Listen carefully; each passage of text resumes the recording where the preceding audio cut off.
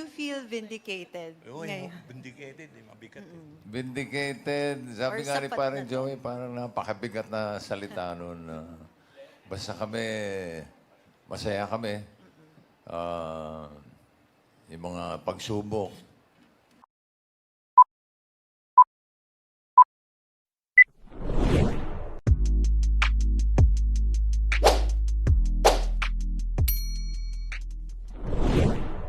Welcome back sa aking YouTube channel. Para sa mga first time lang po na manood, just click mo na yan, Jervis TV, Manila. Anyway guys, wala nang ba ito, libre lang.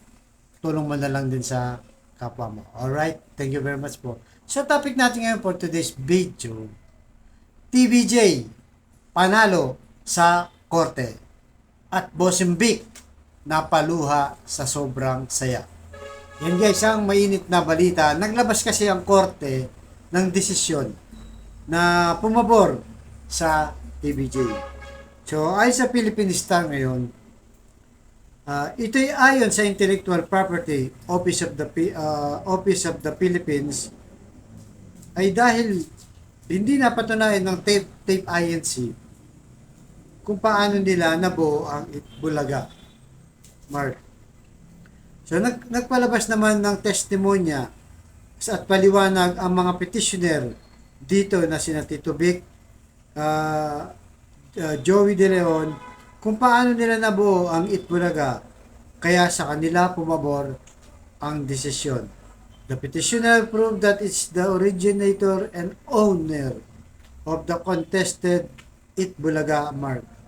Petitioner explanation or history on how initially the idea of the EAT or Itbulaga mark came about did seem believable and credible ayon sa desisyon ng intellectual property ownership ng Philippines. So, yun guys.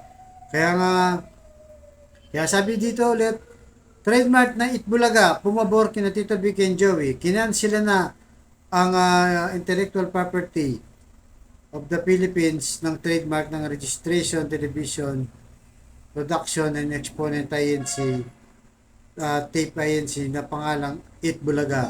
At yun na nga guys. So, paano ngayon yan, di ba? Paano na kung ano ang gagamitin ng Itbulagang iniwan nila sa GMA. So, actually guys, kahit naman talaga pagbalik rin naman natin yan, talaga sa Itbulaga naman yan, kina Joey De Leon naman yan, di ba? Bata pa tayo, talagang yan ang nangyari. Kasi nga, nagka-problema sila dahil pinatalsik sila ng mismo may-ari, itong mga halusos. Kaya ganoon na nangyari, di ba? Nawala sa kanila, pero pinaglaban nila. So, ayon sa korte, napatunayan naman talaga na Itbulaga, alam naman natin guys, kahit patatagalin pa nila yan, nagsabi nga ng iba yung tape daw, aapila pa. Pero, kahit naapila ng apila, alam naman ng taong bayan, hindi na yun mabubura guys, di ba? Hindi na yun mabubura na ang Itbulaga talagang sa Tito Vic and Joey. Ngayon, mas maganda nga guys, para sa akin lalo na kila Isko, alam niyo na maka-Isko tayo, di ba? Mas maganda yung Itbulaga, talagang ibalik na dun sa Tito Vic and Joey. Kasi nga, para yung taong bayan, mag-iba na ng pananaw nila. At maganda kung makabuo sila ng magandang title, di ba? Isa na rin yun sa magpapagaan sa mga empleyado niya, kaya ni Isko, nila Paulo, nila Buboy, di ba? Lahat ng mga cast doon. Di ba guys? So, gagawa na lang sila ng original nila. Nasa kanila na. Pababayaan na yun sana sa Itbulaga. Kasi nga, kahit anong gawin natin, talagang tatakyan kahit ako. Pag sinabi mo Itbulaga, Tito Vic and Joey, di ba? At least nagbunga, di ba? Ang kanilang pinaglaban. At pareho lang naman sila ng hangarin. Una, magpasaya ng tao. Pangalawa, tumulong sa tao. Hindi, magkakatalo na lang yan sa pangalan. Di ba, ng Itbulaga. Kaya nga ako dati guys, di ba, binlog ko na rin yan. Ang sabi ko, pabor ako na ibalik na yan sa Tito Vic and Joey, yung Itbulaga trademark. At gumawa na sila ng bago para yung mismong mga host nila dyan, sila Paulo, sila Yorme. Hindi na rin sila mahirapan guys. Kaya dumami yung bus nila nun, di ba? Dahil nga sa title na minsan, di ba, may mga contestant pa na nagkakamali. Pagka binigyan ng papremyo, ang sinasabi, salamat Itbulaga, Tito BK Joey, di ba ganon? Kasi nga, yun ang nakasanayan ng tao at talaga sa kanila naman. So, sana nga, tahimik na sila, wag na magabot sana guys yung tape INC, pero wala tayong magagawa naman ang decision nila. Pero, congratulations, di ba, sa mga TBJ na talagang yung pinaghirapan nila, napunta sa kanila. Kaya, para sa atin guys, ito yung tama, di ba, na mapunta talaga sa Itbulaga at gumawa na lang ng panibagong title itong sila Lusos sa GMA7. So ako pabor ako diyan para hindi na mahirapan si Orbe, di ba? Gumawa na lang ng sariling title. So ito guys, panoorin nyo yung interview ng Tito Vic and Joey. Bago lang to guys, kanina lang ngayong hapon kung ano masasabi nila sa kanilang pagkapanalo. Alright? So nandito na guys. Pasok TVJ. Do you feel vindicated Oo, ngayon? vindicated, mabigat. Vindicated. Sabi Or nga ni sapat parang na to? Joey, parang napakabigat na salita nun. Basta kami, masaya kami. Yung mga pagsubok.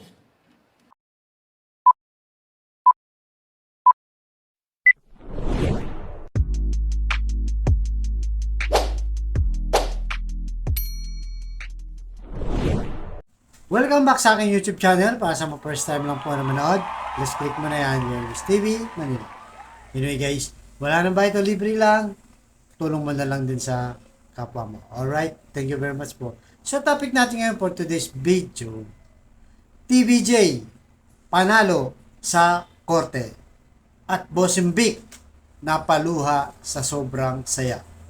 Yan guys, ang mainit na balita. Naglabas kasi ang korte ng desisyon na pumabor sa TVJ. So, ayon sa Philippine Star ngayon, ito'y ayon sa Intellectual Property Office of the Philippines ay dahil hindi napatunayan ng tape INC kung paano nila nabuo ang Itbulaga. Mark. So, nagpalabas naman ng testimonya at paliwanag ang mga petitioner dito na sina Tito Vic, Joey De Leon, kung paano nila nabuo ang Itbulaga, kaya sa kanila pumabor ang desisyon.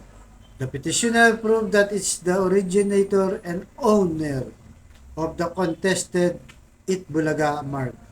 Petitioner explanation or history on how initially the idea of the EAT or Itbulaga mark came about did seem believable and credible ayon sa desisyon ng intellectual property ownership ng Philippines. So, yun guys. Kaya sabi dito ulit, trademark na Itbulaga, pumabor kina Tito Vic and Joey, kinansila na ang intellectual property of the Philippines ng trademark ng registration, television, production and exponent INC, tape INC na pangalang Itbulaga. At yun na nga guys. So, paano ngayon yan, di ba?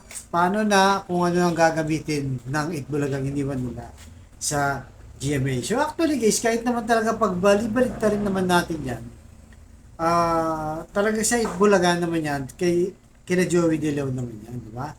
Bata pa tayo, talagang yan ang nangyari. Kaso nga, nagka-problema sila dahil pinatalsik sila ng mismo may-ari, itong mga halusos. Kaya ganoon na nangyari, di ba?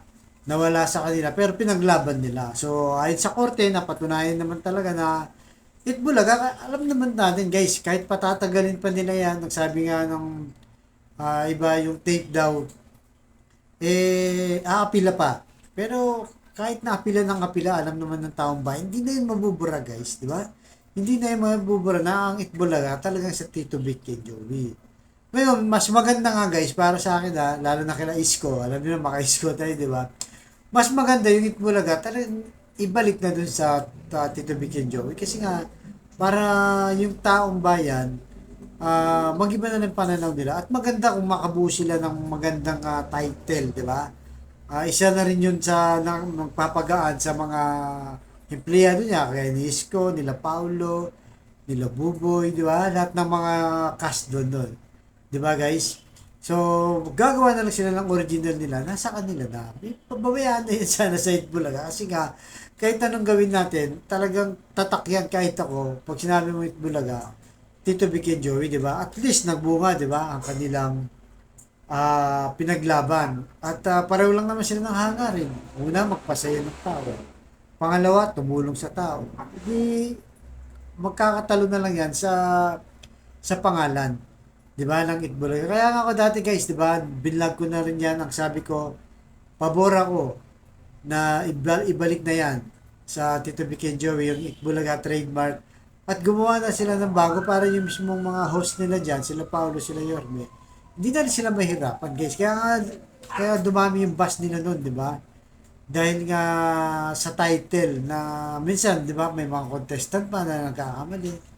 Pagka binigyan ng papremyo, ang sinasabi, salamat Itbulaga, Tito Vic and Joey. Di ba ganon?